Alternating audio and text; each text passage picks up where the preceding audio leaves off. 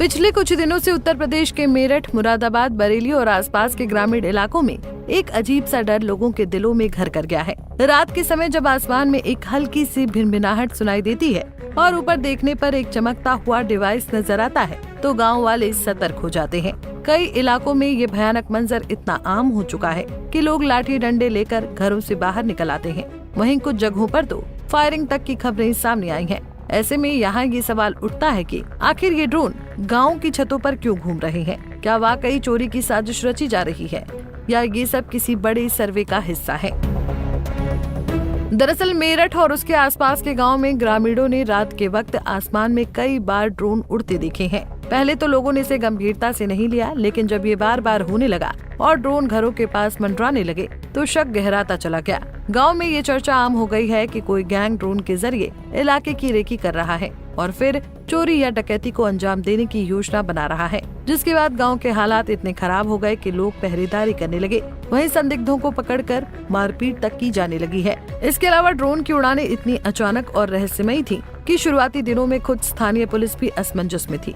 न तो उन्हें कोई आधिकारिक सूचना थी और न ही ये ड्रोन्स किसी लोकल अथॉरिटी की जानकारी में थे, जिससे स्थिति और गंभीर हो गई। वहीं मुरादाबाद के मड़ौली गांव में तो एक ड्रोन दुकान की छत पर गिरा जिस पर चाइना लिखा हुआ था। ऐसे में इससे लोगों की आशंका और बढ़ गई, लेकिन जांच में पता चला कि ये एक सामान्य खिलौना ड्रोन था जिसकी कीमत मात्र 600 से 800 रुपए के बीच थी। ऐसे में इन सब के बीच अब इन उड़ते हुए ड्रोन की असलियत सामने आ चुकी है। भारतीय सर्वेक्षण विभाग की ओर से राज्य की नदियों की डिजिटल एलिवेशन मैपिंग कराई जा रही है। इसके लिए ड्रोन का इस्तेमाल किया जा रहा है ताकि गंगा, यमुना और हिंडन जैसी नदियों के किनारे बसे इलाकों का डिजिटल रिकॉर्ड तैयार किया जा सके। वहीं ये सर्वे रात में इसलिए किया जा रहा था क्योंकि उस वक्त वातावरण में कम अवरोध होता है और ट्रैफिक या अन्य गतिविधियां कम होती हैं। हालांकि गांव में ड्रोन से फैली दहशत को देखते हुए डीआईजी कलानिधि नैथानी ने स्पष्ट किया कि अब सर्वे के लिए ड्रोन केवल दिन में उड़ाए जाएंगे और रात में ड्रोन उड़ाने पर पूरी तरह से पाबंदी रहेगी। सभी थानों को निर्देश दिए गए हैं कि ड्रोन नीति का सख्ती से पालन कराया जाए।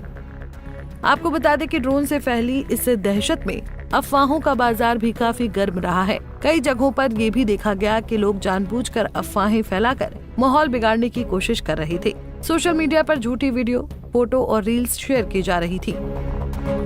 वहीं ड्रोन को लेकर ग्रामीण इलाकों में जो अफवाहें फैली हैं, वो न केवल डर बढ़ा रही हैं, बल्कि कानून व्यवस्था के लिए भी खतरा बन चुकी हैं। सोशल मीडिया पर एक गलत सूचना सेकंडों में हजारों लोगों तक पहुंच रही है, जहां कई लोग बिना तथ्य जांचे वीडियो और मैसेज शेयर कर रहे हैं, जिससे गांव में तनाव और भय का माहौल बन रहा है।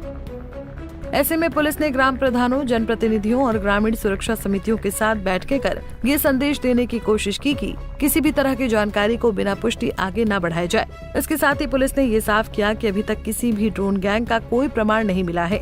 एसएसपी विपिन ताडा और एसपी नॉर्थ मुकेश मिश्र ने कहा कि अधिकतर सूचनाएं झूठी या भ्रमित करने वाली हैं। फिर भी सुरक्षा के लिहाज से गश्त बढ़ा दी गई है और हर थाने में रात 11 बजे से सुबह 3 बजे तक टीमें निगरानी कर रही हैं।